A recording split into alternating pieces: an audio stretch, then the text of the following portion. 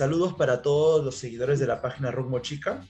En este caso, pues estoy muy contento porque me está acompañando en la entrevista José Carlos Fernández, un participante de la escena musical trujillana, especialmente en los años 80, en esa década. Vamos a hacerle algunas preguntas, él va a comentarnos lo que recuerde, esperemos lo más certero posible y bueno, de repente algunas palabras de introducción, José. Sí, agradezco tu invitación, Eder, saludo a todos los que se dedican a la música, a los que aman el rock y toda la música en nuestra tierra, en nuestro Perú, en nuestro norte del Perú. Saludos y aquí estoy con la mejor Perfecto, voluntad. perfecto, bien. Bueno, la primera pregunta es un poco para ir conociéndote. Eh, Se refiere a cómo es que tú te iniciaste en la música, cómo es que de entre todas las posibles, de todos los posibles artes o todas las posibles cosas que podrías hacer, elegiste la Sí, música, ¿no? Más o menos por ahí va la sí, primera pregunta. sí, resulta que mi padre amaba mucho la música y nos puso a estudiar a todos, música, a todos los hermanos. Y para coincidencia, nosotros somos del barrio Inambari. Y a la siguiente calle paralela en Mantaro vivía el señor Luis Felipe Falla. Él y sus hijas nos enseñaron música. Todas las hijas de él son maestras. La maestra Janet, no sé si conocen a Janet Felipe. Ella fue la que nos enseñó los primeros pasos en la música, el acordeón para mí en ese caso, a mi hermano el acordeón, a mi hermanita el piano. Entonces, todo lo que mi hermano el luchín la flauta y luego estudiamos en el Conservatorio Regional de Música de Carlos Valderrama. De todos los hermanos, yo fui el que me fui quedando en la música, me fui envolviendo en la música, se puede decir, y hasta ahora vivo de la música. En eso estoy hasta ahora. O sea que ha Sí, perdurado este camino, ¿no? sí, fíjate que yo al principio lo tomé como qué, qué divertido es, qué bonito es. Todo es en la música, cuando estás en el ambiente de la música, todo es chévere, todo es bonito, todo se disfruta. Y, y me fui quedando, ya luego se presentaban unas oportunidades, otras oportunidades, y me fui envolviendo más en la música hasta que hasta ahora sigo viviendo de la música. Sí. Perfecto. Bueno, respecto a tu participación en grupos trujillanos, digamos que se desenvuelve como antecedente en la década del 70 y especialmente en la década del 80, ¿no? No comentas que hasta ahora sí, pero por ahí vamos Sí, comenzando. Quisiera que me sí, comentes un poquito acerca de cómo era el aspecto económico, social en Trujillo, por ejemplo, si es que ujú. era fácil adquirir instrumentos o encontrar una sala de ensayo. ¿Cómo era la situación en esas épocas? Era muy difícil. Y yo conocí guitarristas que no tenían guitarra. La única guitarra que tenían era la guitarra acústica, la de palo que le dicen, la que pues barata, que puedes aprender. Conocí a bajistas que no tenían bajo, bateristas pues ni se diga. Y existían en aquel entonces personas propietarias de equipo que o alquilaban a los músicos para sus presentaciones o hacían un acuerdo de cierto porcentaje.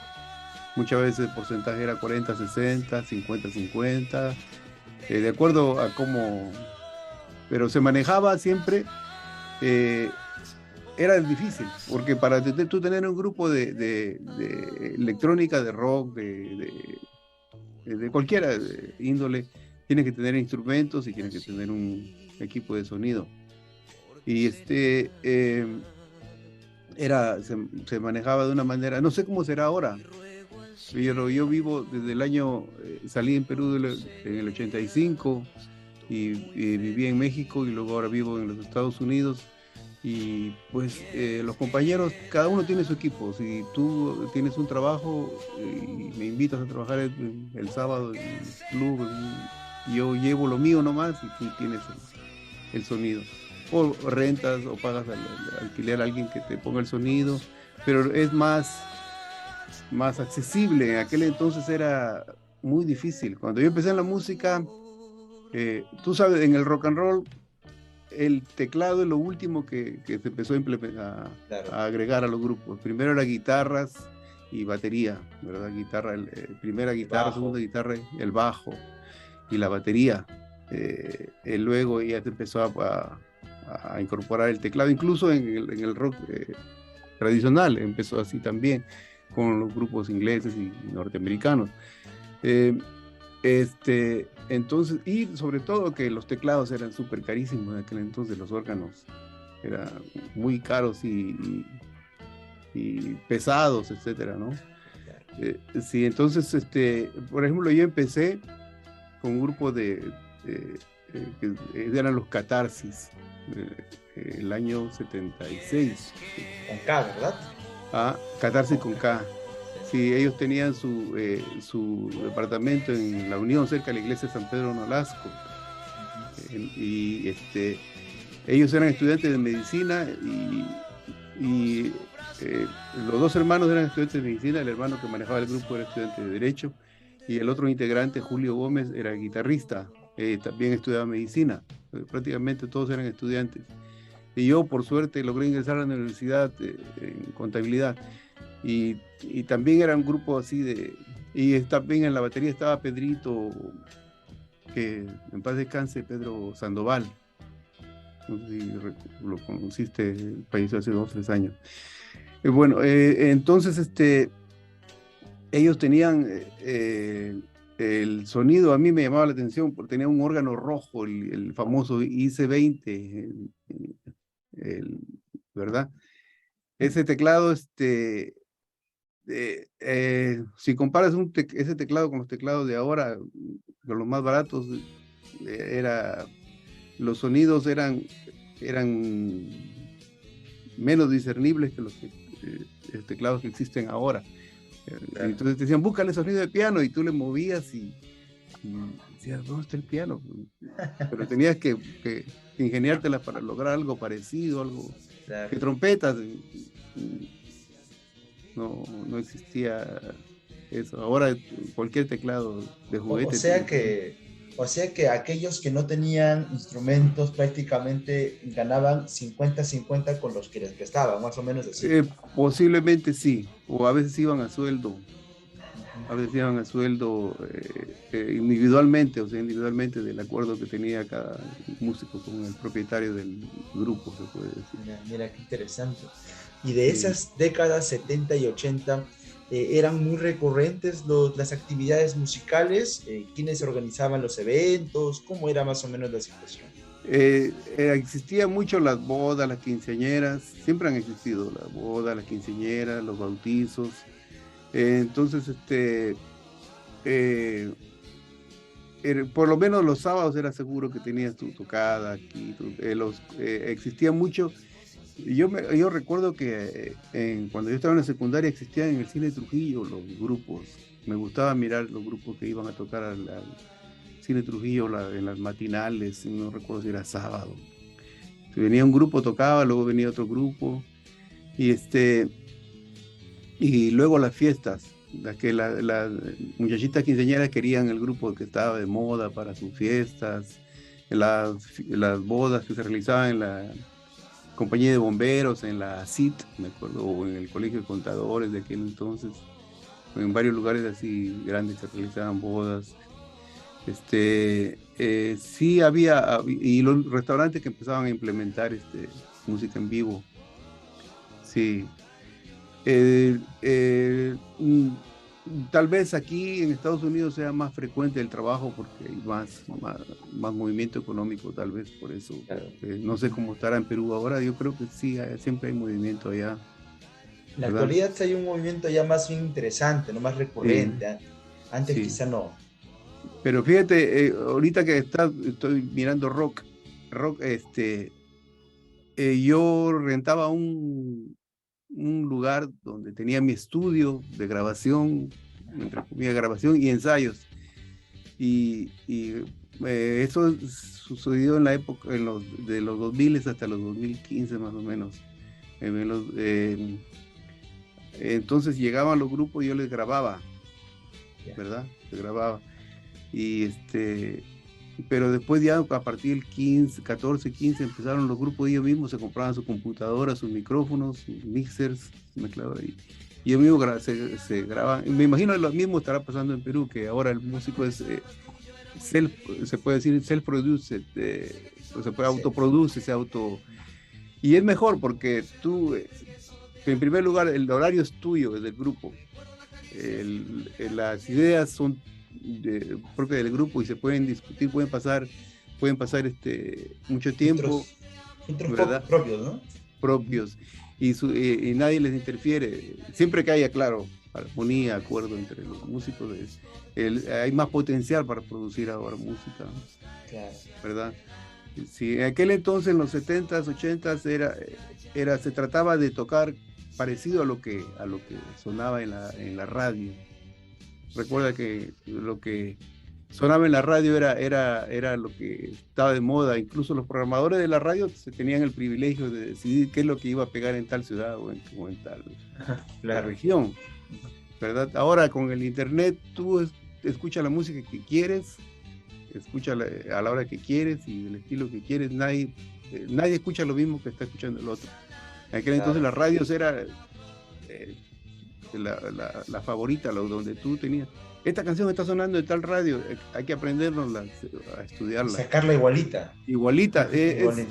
Yo siempre tuve un problema con eso, sacar la música igualita, porque ¿dónde quedaba lo poquito creativo que tú podías darle? La originalidad, ¿no? Sí, el poquito de, que aunque sea un par de notitas, un par de soniditos diferentes, algo que digas, bueno, aquí estoy yo, aunque no sea tan bueno como lo que está ahí, pero soy yo, Claro. aquí lo que estoy aportando. Te quería hacer una pregunta sobre eso, justo sobre lo musical. Sí. Entiendo que en aquellos años, primero, se estilaba mucho hacer covers, no muchas canciones propias, y segundo, mientras más parecido sea, obviamente era mejor, no había como que una camisa de fuerza. Quería consultarte sobre eso, dos cositas. Primero, ¿habían ya grupos que tú hayas conocido, y si te recuerdas años mucho mejor, que creasen música propia? Y otra cosa, ¿qué tan, digamos, atado estaba el músico respecto justo a eso? A sacar, a mimetizar, ¿no? O a igualar la música que se venía de otros lados. Yo creo que muchas veces iban los dos aspectos juntos, porque como grupo venía alguien y te decía, mira, tal grupo está sacando la canción fulana, pero la toca igualita, hasta el cantante le hace las mismas inflexiones de voz, el guitarrista hace el solo igualito, entonces esos tocan mejor, o sea, implicaba que si lo sacabas igualito, tu grupo era mejor o tocaba mejor que los otros, entonces de ahí venía, pero también había creatividad del otro lado, ¿verdad? Había músicos que se dedicaban a escribir, a inventar, aunque sea popurrí de las canciones que ya estaban pegadas, organizar de diferentes formas para decir esto es lo que hacemos nosotros, aunque sea humilde, modesto, ¿verdad?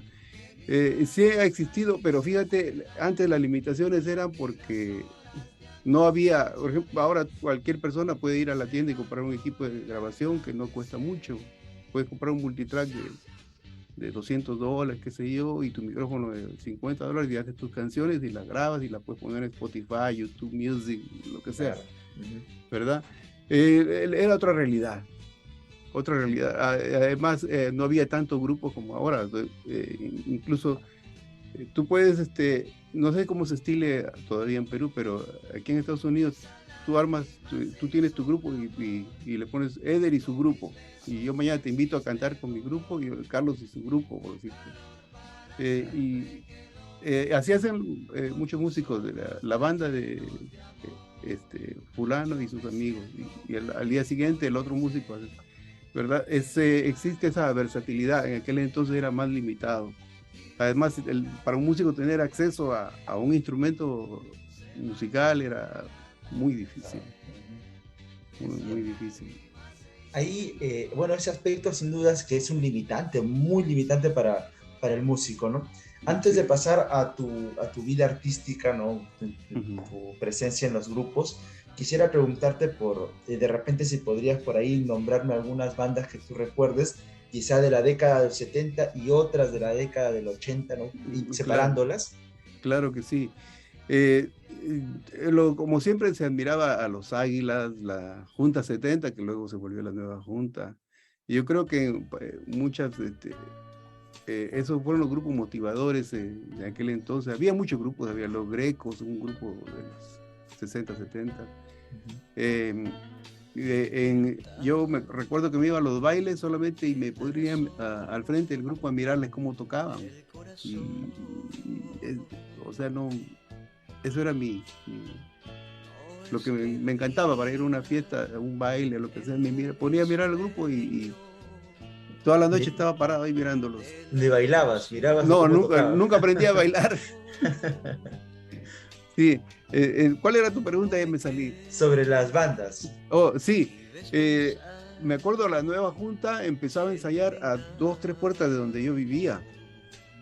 Recuerdo la Dominó Orquesta, que está en la Avenida Ejército, a unos pasos de donde yo vivía. Entonces, por ejemplo, si nos referimos a la banda de rock, era Los Águilas, la nueva Junta, Fuego, de mi amigo Víctor Novoa, con Walter Alcalde, con otro compañero que falleció en un accidente, y ellos estaban con el Chino Roma en el barrio de por Tupac Yupanqui, por allá. Y había muchos grupos del Extraño Clan, luego formaron el Grupo América. Había Fe Ciega. Fe Ciega. Había buenos grupos, y los Deltas de César Ramos. Había variedad en los estilos. El rock, yo pienso que el rock empezó recién a implementarse a partir de los 70, cuando empezó a crecer la fiebre con Santana, ya empezó a crearse un cierto tipo de identidad, ¿verdad? Después había muchos grupos de otros estilos, de salsa, de tropical, de cumbia. Claro. Muchos grupos, sí. Eso justo, en esa etapa del rock, eras, por etapas, digo, psicodélico, otras veces muy romántico, casi una balada, con la influencia de la nueva ola. Sí. O sea, había, digamos, distintos estilos también aquí en Trujillo, ¿no? Lo que identifiqué. Bien. Sí. Ahora, respecto a tu participación ya en digamos, de escena musical, me hablaste de Catarsis. Bueno, yo tenía el dato que son del 72, tú me comentas del 74. No, ellos ya existían cuando yo me incorporé a ellos. Cuando ellos empezaron a usar órgano, empezaron a poner órgano, ya se empezaba a poner de moda el órgano. Y yo estaba tocando el acordeón en una quema, no sé si las quemas claro, por supuesto. La víspera de la... Sí. En el barrio ahí en Mantaro, y llegó un amigo, me dice: yo estoy tocando las congas con los Catarsis, y dice, anda buscando un organista. Y yo, wow, no dormí esa noche, estaba en el órgano, ¿cómo sonará? Y fui con ellos y empezamos a tocar, lo que sea. En aquel entonces estaba de moda, era el 76, estaba muy de moda Catunga, un grupo creo que era uruguayo. Tocaba la música, lo que hacía el teclado era bien sencillo, acordes y algunos solos de sintetizador y nada más, y después puro acompañado con acordecitos, nada más. Y entonces estuve con ellos, y incluso acompañamos un festival de la canción intercolegial, participamos en concursos de grupos y cosas así. El estilo de ellos ya no era rock and roll, porque ellos eran rock and rolleros, tocaban, y ya se trataba de sobrevivir, vivir de la música, y para vivir de la música tienes que tocar de todo. Claro. Fíjate que ahorita que estamos mencionando eso, te mencioné que yo tenía un lugarcito donde grababa y ensayaba grupos. Y yo creo que la realidad de los rockeros es ciertamente relativamente parecida en todos lados tal vez, porque el rockero es creativo. El rockero que hace una canción y tú vas a un lugar y la tocas, y de todos los que van a escuchar, tal vez unos cuantos sean los que ponen atención, y esos cuantos que ponen atención tal vez no la recuerden pronto. A la gente le gusta escuchar lo que ya ha oído antes. ¿Te pasa eso? Si llegas a una fiesta y le tocas a la gente una canción que ya se saben, están felices. No, son buenos, son los más. Si le tocas algo nuevo, pues no van a saber qué está pasando, ¿no? Hay un proceso de adaptación, ¿no? Claro, claro. Si ya la empiezas a promover, a difundir, ya creas una audiencia. Entonces yo recuerdo que yo tenía un grupo que les ayudaba con sus grabaciones, todo, y se iban a tocar a los lugares y les pagaban nada más un mínimo, o a veces iban por la puerta, ¿sabes? Por la puerta, o sea, por la cantidad de gente que entra, los boletos que se vendan al entrar. Y a veces me iba a mirarlos cuando estaba, y pues yo veía que había 5 o 10 personas y eran de los otros grupos o amigos de ellos. Claro. Entonces cuando regresaban, apenas se les alcanzaba para la gasolina o para comerse una hamburguesa en algún lado.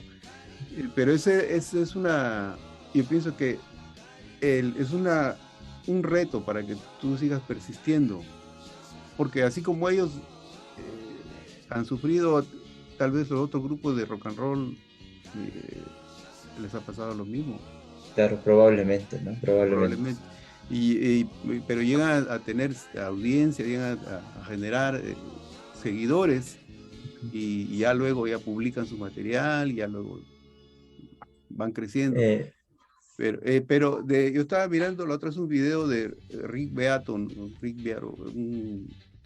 se llama Everything Music, todo en la música. Dice que él ha producido y ha grabado miles de grupos y mostraba sus hard drives. Dice que en estos hard drives hay producciones que nadie las ha escuchado. Y yo he podido percibir eso porque yo he grabado muchos artistas que no han terminado sus producciones, otros que la terminaron pero no la publicaron, otros que las publicaron pero ya no las motivaron, no las siguieron. Se quedaron ahí en el aire. Ahí quedan. Y eso, yo pienso que hay más material inédito o sin publicarse que lo que circula afuera. Que lo publicado, claro. Sí. Ajá. Mira, fíjate. Sí, y ya me salí del tema. No, está bien. Ahora, estábamos hablando de los grupos, ¿no? Pero sí, hablando sobre este tema, se me vino a la mente, bueno, también entrevisté a Ulises Piedra, de la banda de Piedra. Tremendo músico. Claro, él me comentaba justo que él consideraba que el público trujillano era cumbiambero, salsero, y por eso es que los grupos, inclusive los que tocaban rock, tenían que adecuarse a ese contexto. Exacto. Sí, yo pienso, yo estoy de acuerdo con eso, pero fíjate, por ejemplo, estamos ahora en los 2000. ¿Tú escuchas Maná, el grupo Maná? Sí, de México. Bueno, si tú analizas, dices, bueno, lo que ellos hacen es rock and roll, en un tiempo hicieron reggae, ahora están haciendo cumbia, o sea, buscaron su sonido, ¿verdad? Claro, eso después de tanta lucha, la historia de ellos es larga, entonces se trata de tu identidad, ¿verdad? O sea, mi público, a mi gente le gusta la cumbia, le gusta la salsa y le gusta el rock. Entonces voy a escribir una canción que sea de rock, porque yo soy rockero, pero voy a poner un puntito de cumbia, un puntito de salsa, un puntito de... Ser plural. Sí, o sea, yo siempre he hecho, me gustaba hacer, como te puedo decir, paralelos con la comida, la música. Fíjate que el ceviche es peruano, ya es indiscutible, ¿verdad? Pero yo he ido a comer a restaurantes que no son peruanos, son comida fusión. que te dan ceviche con mango, y tú dices, ¿ceviche con mango? No, ¿quién se va a comer? Pero lo comes y es sabroso. Ceviche con tomate y sí sabe bien. Entonces, yo pienso que, y la música es un arte, es lo mismo que, paralelo con la cocina, que es un arte. Va a haber a quienes no les va a gustar, pero va a haber a quienes sí les va a gustar. Y el que no le gustó, de todas maneras vas a ver que fuiste tú. Pero no me gusta el grupo de Eder, pero, ok, no te gusta, pero ya saben que eres Eder y que tú escribes música y que tú tienes tu grupo. Entonces, no hay lado negativo en eso, en ese reconocimiento, ¿verdad? Claro, de todas Pero formas. en aquel entonces, pues no, nuestra ¿qué te puedo decir? Percepción estaba, pues, ¿cómo se puede decir? Parametrada por lo que, la realidad que vivíamos. Pero si hubiéramos podido retroceder el tiempo de ahora para atrás y ver qué es lo que está pasando. Santana, por ejemplo, Santana pegó en gusto, era un grupo prácticamente desconocido. Pero ¿qué es lo que hizo Santana? Tocó una canción de Tito Puente, Oye, ¿cómo va? Tocó Mujer de Magia Negra, Black Magic Woman de Fleetwood Mac, pero las tocaron en su estilo latino, con congas, con timbales, con bongo y con el sabor latino. Claro. Porque todos los grupos que llegaban ahí llegaban con su feeling de blues, de rock, y él llegó con lo suyo. Y hasta ahora Santana sigue siendo Santana.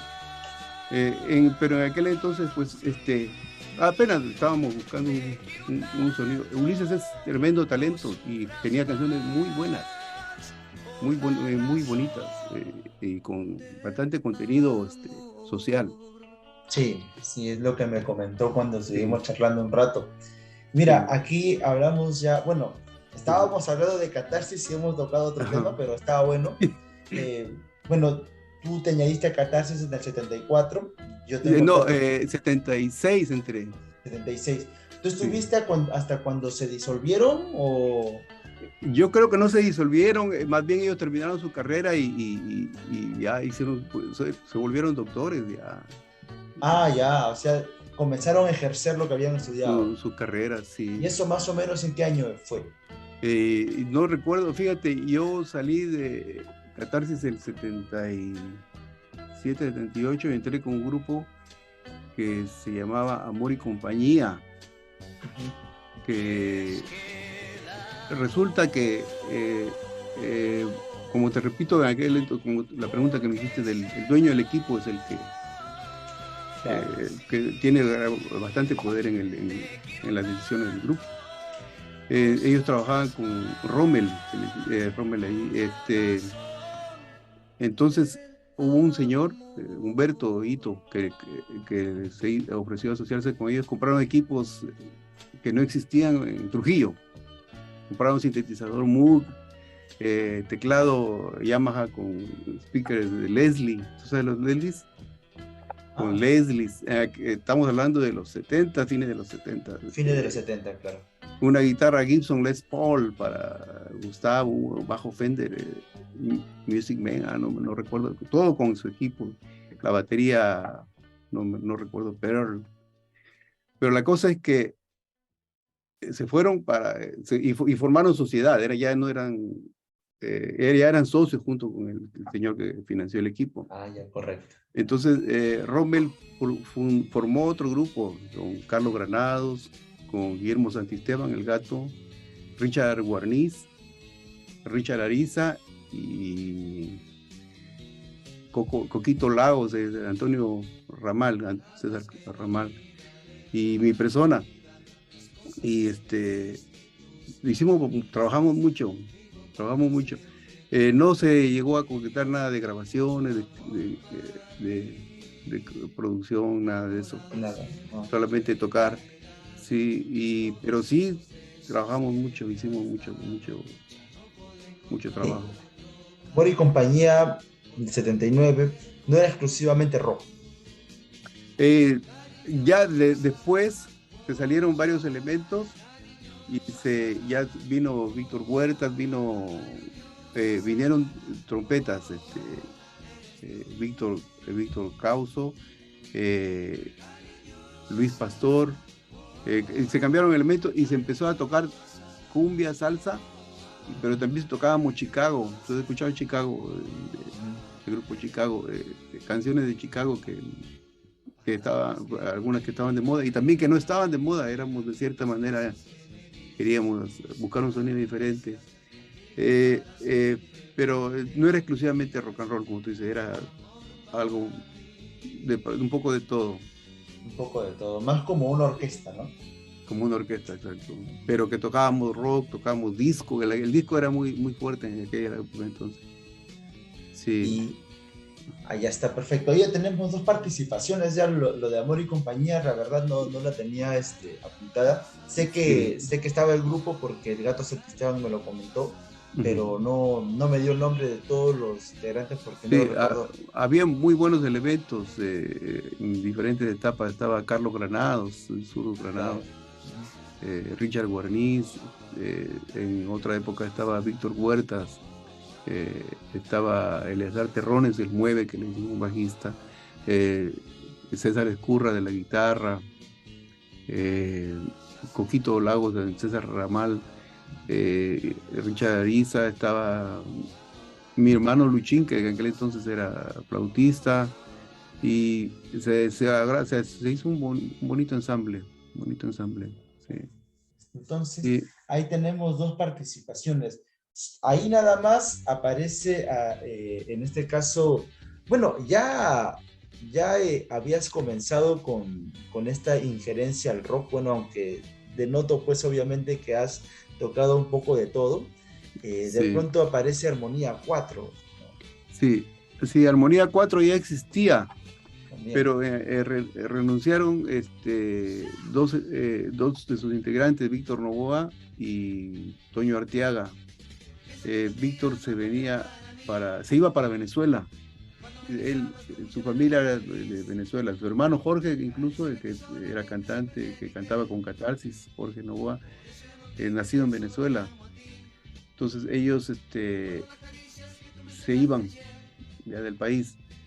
Y entonces ahí fue donde Gustavo nos invitó, a Richard Guarniz y a mí, y a Richard Ariza, el baterista, a participar en Armonía 4, pero ya no era Armonía 4, era Armonía 6, porque entró poco en la conga, ya, pero ahí estuve, ya fue el último grupo donde prácticamente estuve, tuve más grupos, entraba y salía con grupos. ¿Eso cuándo fue? Eso fue el 79, tal vez. 79, 80 debe haber sido, 80, ¿no? sí. Porque después Armonía se deshizo en aquel entonces. Se deshizo. Pero entonces yo entré con qué grupo después. Entonces existía el grupo Vida. Claro. Bueno, retrocediendo un poquito el cassette. Víctor Novoa ya no se fue a Venezuela, ya no se fue, pero él con Richard Guarniz eran grandes amigos y Víctor vendió su casa y la que tenía su mamá se fue a Estados Unidos, bueno, aquí a Texas y le encargó que vendiera la casa. Víctor la vendió, pero se compró equipo. Entonces ahí fue donde se formó un grupo que se llamaba Morlen. Después sería Júpiter, ¿no? Después sería Júpiter, sí. Le pusieron... Víctor fue siempre muy amigo y fan de Walter Landívar. Walter Landívar, de Banda Aérea, sí. Walter es otro talento increíble. Él era... Pues desde niño tocaba la guitarra y rock and roll, grand funk, tocaba todo eso. Y yo creo que ya no me queda claro, porque ya tantos grupos, pero yo creo que primero fue No, Walter, con Morlen fue con Walter. Y le pusieron Morlen porque ellos andaban en eso de que los extraterrestres, que Júpiter tenía un satélite que se llamaba Morlen. Júpiter tiene como 60 y tantos satélites, creo. Ajá. Uno de ellos es Europa, pues de la canción de Santana. De Santana. Santana se inspiró en ese satélite en Europa. Y entonces ellos, Morlin es el nombre, Morlin, como el nombre de un satélite de Júpiter, no sé, de Saturno, no sé de qué planeta era. Andaba en eso de lo espacial, de lo... Claro, de esos fueron los años de los viajes espaciales, pues, ¿no? Sí, sí, y de los extraterrestres y toda esa cosa.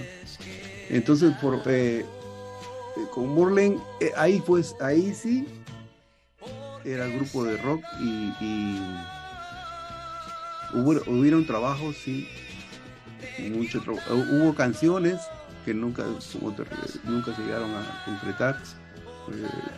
Por ahí Víctor tiene unos cassettes borrosos que tienen canciones. Walter tenía también unos que les cambió la estructura, creó nuevas canciones. Richard ha de tener, sí que tiene. Y pero sí se sufrió mucho porque tú, si creas un grupo que quieres que viva de la música, tienes que tener un mercado para ese grupo. Y el rock siempre ha sido difícil que tenga un mercado que pueda sostenerte económicamente. Aquí en Trujillo, sobre todo, ¿no? Sí, yo pienso que en todos lados, al menos de que ya tengas una audiencia. Estoy hablando a nivel de grupo que empieza, el grupo que está empezando, porque todo tiene que empezar. Entonces, era difícil de obtener. Después, yo recuerdo que Walter se fue para el extranjero, se fue a Argentina, creo. Sí, sí me comentó. Pero Víctor seguía con la inquietud del grupo musical, el grupo. Entonces, se fijó en Ulises. Ulises, tremendo talento. Ulises era el cantante, guitarrista, líder de su grupo Vida. Vida, correcto. Y Ulises de aquel entonces ya se había asociado con Licha Rojas, la cantante, tremenda cantante también. Entonces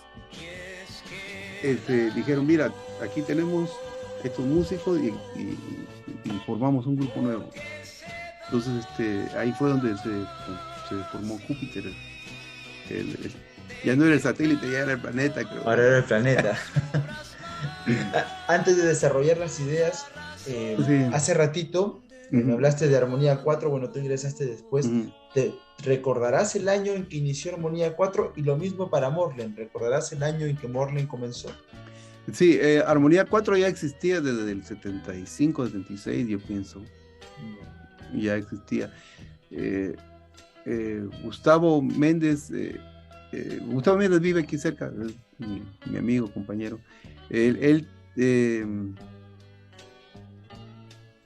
salió de la nueva junta y se juntó con los muchachos de aquel entonces, se llamaba Fuego. Fuego estaba, y ahí fue donde en Fuego estaba Víctor Novoa y Walter Alcal, y ahí formó el grupo Armonía 4, eran 4 nada más. Y me contaba Víctor que eran ensayos diarios, al mínimo detalle, mínimo. Todo muy serio. Sí, muy serio, pero dice que tenían trabajo diario casi. Mucho. Y ellos llegaron a grabar canciones originales y todo, sí recuerdo, pero muchas canciones se quedan pues ahorita que se puede recopilar, pero muchas quedan ya nadie las encuentra, quedan en el olvido, sí. Sí, es muy difícil. Sí, y precisamente cuando yo estaba con esa época de Júpiter, ahí hubo cierto desacuerdo ya, entonces Ulises y Licha formaron la banda de Piedra. Ahí ellos tenían también mucho material original. Y Gustavo Méndez, el compañero de la nueva junta y de armonía, él se encontró con Hugo Acuña de los Pasteles Verdes, que estaba de visita en Trujillo, y le dijo: ¿qué estás haciendo? Vengo de México, me regreso para allá, vámonos para allá. Sí, vámonos. Le dice: necesito un tecladista. Pues yo tengo un amigo, te refirió a mí, y luego viajamos a Lima, grabamos 2 álbumes. Fue el 81 ya. Ellos se vinieron a México en el 81, yo me quedé hasta el 85. Eso sigue siendo con armonía. Ya Armonía ya no existía. Armonía No. se acabó en el año. Armonía se acabó en el año 79, 80, no, 80 se acabó, creo. 80, no, ya no estoy seguro de fechas. Muchos años han pasado. Sí. Pero habían de grupos de rock, habían. Ya empezaban, me acuerdo que ya después cuando me fui a México ya escuché de Telex, siempre con Víctor. Víctor siempre andaba Metido en todas las bandas, ¿no? así, en los grupos, en crear este sonido. Ahí estaba en Telex, no sé si recuerdo, y con Iván Reina, con Sí, yo la verdad Beto. llegué a tu Facebook porque en una foto de Iván Reina estás tú, Oh, del año pasado, creo que ha sido allá en Estados sí. Unidos. Oh, ya, sí.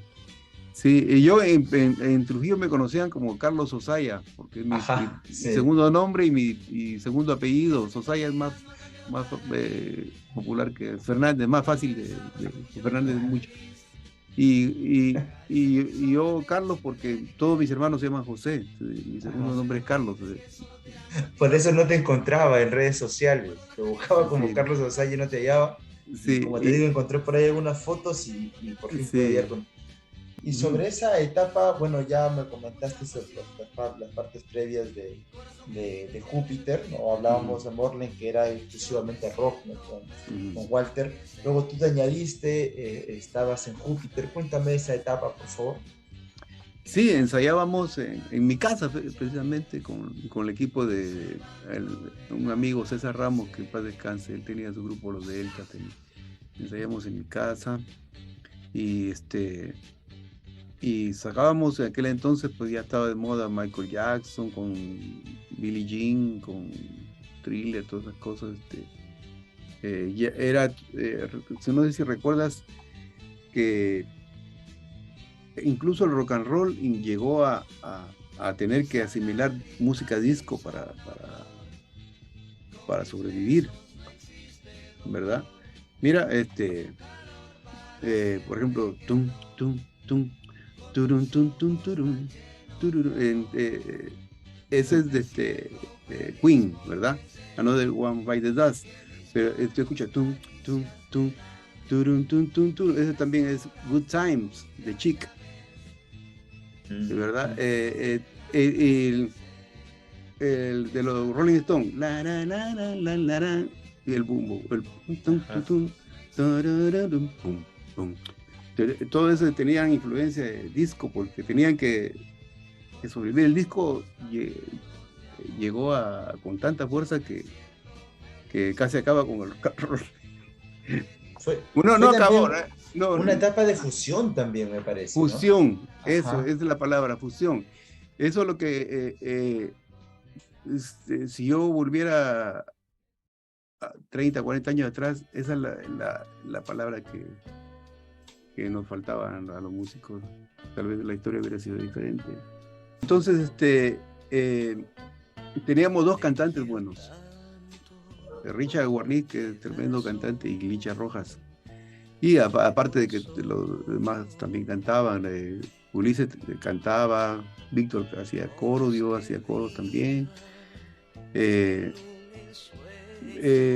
pero hubieron ciertos desacuerdos en aquel entonces se disolvió. Se disolvió. Ya el Ulises y Licha formaron la banda de Piedra. Yo seguí con Júpiter. Ya volvió Walter Landívar. Volvió de la Argentina, que andaba por ahí. Y volvió. Walter, por ejemplo, era el más de la línea rock, o sea, o por lo menos ritmos más apegados al underground. Él decía que era underground. Me dijo sí, que era underground. Sí, él pues, toda su vida ha escuchado y ha tocado rock y ha sido su vida, ¿no? Y pero teníamos que tocar, teníamos que pagar las cuentas y todo eso. Claro. Y había que tocar cumbia, había que tocar y cuando tocaba la cumbia nomás volteaba y miraba así, su guitarra. Pero teníamos que tocar de todo. Claro, obviamente, si no de ahí no se podía comer. Sí, sí. Pero fíjate que todas esas fueron experiencias buenas. Yo creo que aprendí mucho con ellos, mucho. Eran músicos talentosos todos.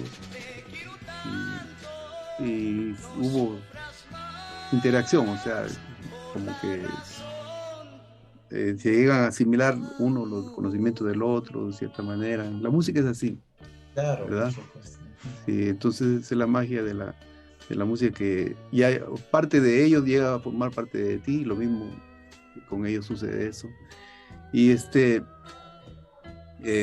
son bonitas experiencias. Incluso tengo amigos que me han dicho una reunión, formar un grupo llegando allá a hacer conciertos para nuestra generación. Ya nuestra generación tiene 60, 70 años. Sí. Ya muchos ya no salen a la calle, no salen a los lugares, ¿sabes? Es verdad, ¿no? Mira, por ejemplo, tratando de recopilar información, en primer lugar, las personas que manejan redes sociales, Facebook, no son tantas, ¿no? Y peor, por ejemplo, Zoom, que yo te mando a ti el enlace y eso es normal, porque no todos tienen esa accesibilidad, ¿no? Entonces se entiende.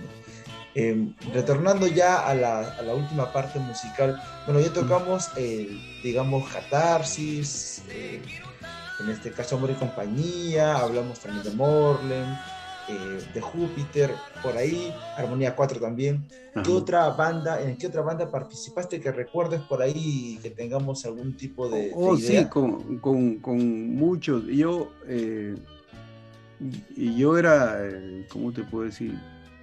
Yo tocaba con un grupo de rock, pero si había una peña, un restaurante, yo me iba y tocaba una misa, y tocaba, me iba de suplente de las orquestas, siempre de la Dominó o de la Nueva Sensación, del maestro Gómez.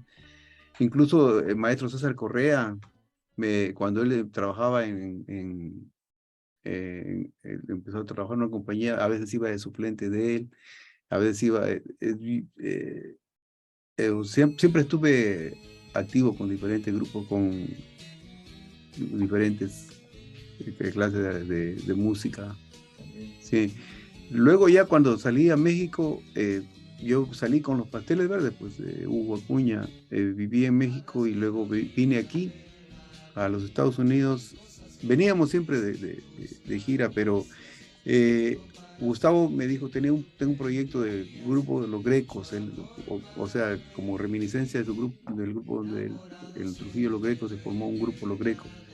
Y vinimos, entonces duró un tiempo nada más, pero ya me quedé aquí. Regresaba a México a veces, empecé a trabajar con ellos, luego con los Terrícolas de Venezuela, un grupo de los 70 también. Sí. Luego sucedió algo interesante, que con los Pasteles Verdes y los Terrícolas conocí a un señor que era promotor de grupos y artistas, organizaba eventos, todo, y era peruano, en paz descanse, Kiko Vargas. Entonces un día él me dice, mira, que sucede que la Sonora Dinamita se han salido cantantes y el pianista. Estaba Fruco en la dirección, Julio Ernesto Fruco de Colombia. Él era el director. Y se ve con Fruco para que te toques algo con él y él te dice si te quedas. Entonces me fui, toqué con Fruco. Me dice, ya puedes empezar a trabajar con otros. Sí, empecé a trabajar con ellos. Mucho trabajo con la Sonora Dinamita, mucho. En aquel entonces era a principios de los 90. Entonces, fue una temporada nomás de 2 meses, luego me salí, y ya ellos volvieron con su gente normalmente que tenían. Entonces, una vez que me fui a Perú y no me dieron la visa, me negaron la visa para regresar por haberme quedado mucho tiempo en Estados Unidos. Claro. Yo estaba en la casa asustado, dije, ¿cómo voy a regresar? Y me llama Kiko, me dice, mira, aquí está, va a venir Fruco y no tiene pianista. ¿Dónde estás tú? Estoy en Perú, no. ¿Dónde estás tú? No, sino que me llamó, me dijo, ¿qué haces ahí en Perú? Le expliqué y me dijo, ve a Colombia, que te van a dar la visa, vienes con todos los músicos. Fui a Colombia, me dieron la visa y empecé a trabajar con ellos hasta el año 96. Ya después de eso ya me retiré de los viajes, de las giras. Pero sí he estado muy activo. Ahora trabajo más que nada localmente.